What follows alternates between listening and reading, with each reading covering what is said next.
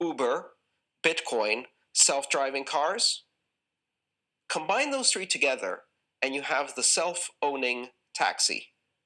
A car that is a corporation that owns itself, pays for the car lease, the car insurance, and the gasoline from the revenues it makes, giving passengers a ride, and there's not a single human involved in that matter. Rain in a sweltering desert by zapping clouds with electricity using drones. Fascinating, isn't it? So much to ask. It can be delivering parcels. It can lift heavy boxes, scan the area to avoid obstacles, and collaborate with other robots. Ford plans to pair it with a self-driving van. Here are the most impressive new robots and AI appearing on streets, in homes, in hospitals, in the air, and on the stage. Welcome to the Crypto Teacher. And guys, I come back with that video just to make you think. And teamwork definitely makes the dream work. I received a couple of these videos inside my Patreon last week. But guys, we know the robots, algorithms, and drones are coming. We have in Dubai where they're using drones to seed the clouds. Now, if you have my book, seeding clouds is old. They been have the ability to control the weather. And then also, guys, we have the robots. Like I stated, while the sheep are asleep, by the time they wake up, the robots will have their jobs. And we have Strike CEO on CNBC, which was a pretty good interview. But what was interesting is that she said Bitcoin Lightning. And we know Bitcoin Lightning is working behind the curtain. We know all the satellites they're sending up, so therefore Bitcoin can be a global internet payment system. But it's not going to be for the people, guys. We know this. Remember, crypto means hidden message. These cryptos are for the robots. Remember, the Crypto Teacher told you, because we know when it comes to the New World Order, it's all planned out. You have a wonderful day. A lot more cheaply. With me now is Jack Mallers. He is the CEO of Strike. Jack, it's great to have you. Welcome. Yo, Kelly, how are we? Thanks for having me. Listen, I actually want to start on one of the core points of confusion around Bitcoin and AMC's announcement this week.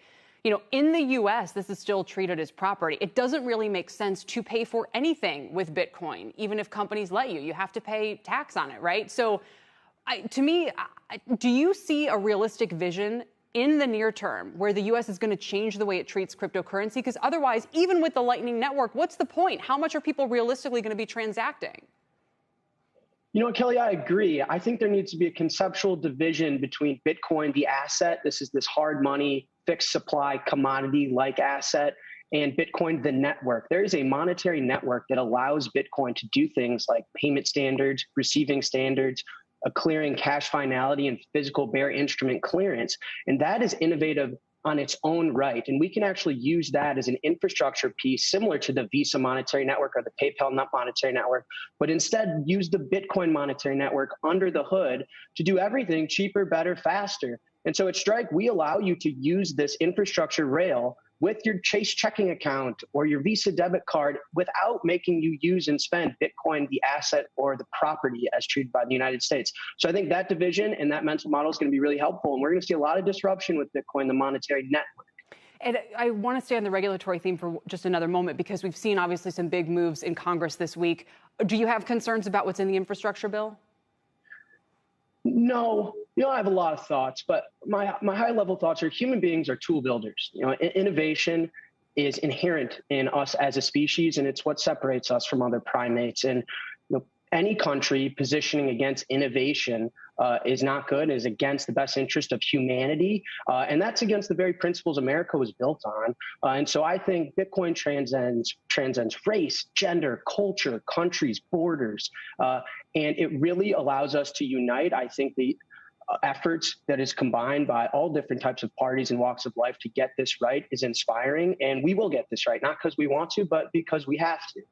And some argue that maybe there's even more of an opportunity now because of the way China has cracked down on Bitcoin mining, that sort of intellectual capital is looking for somewhere to go.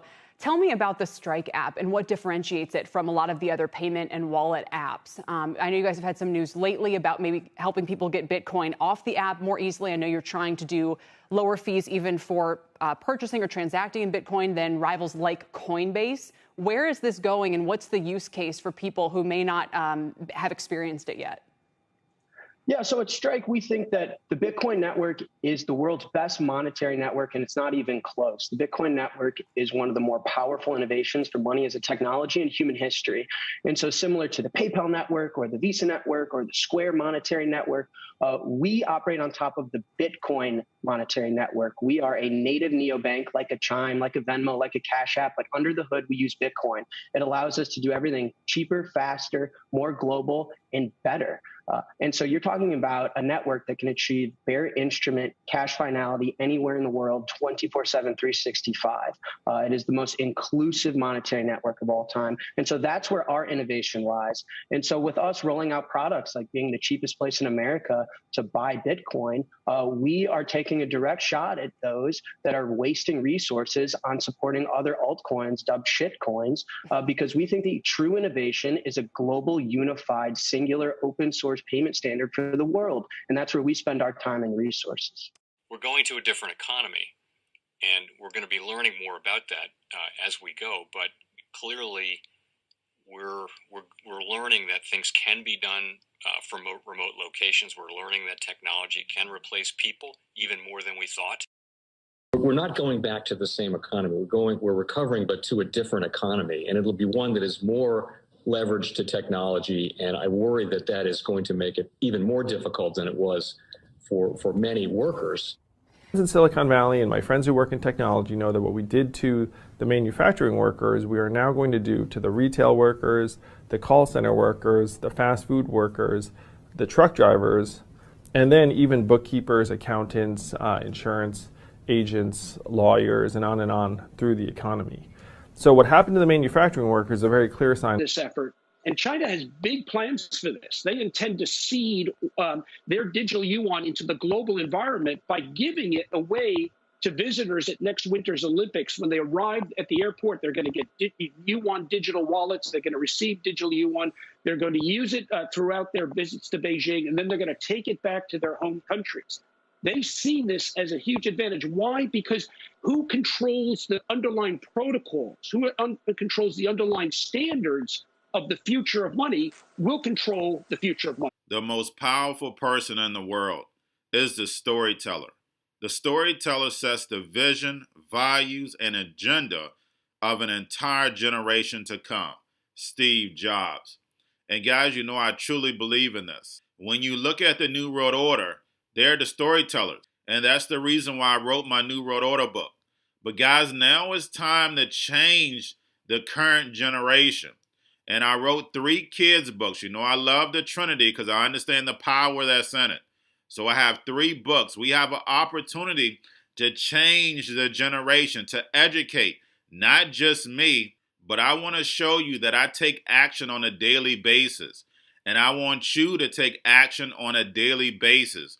Whether it's your job, whether it's in your community, we have an opportunity right now to educate the masses. I posted this on my Twitter account. Please share, but this is a short clip of the 3 books. There's going to be a clothing line and action figures. Please get these books for your kids, nephews, cousins, friends, so therefore we can start the re-education now. Because as we see, the 4th Industrial Revolution foundation is definitely here. Robots, algorithms, drones, taking humanity out the picture. We have to re-educate. But let's get into the video. Part 1. King Joshua and Grandma Tam save the village. Part 2.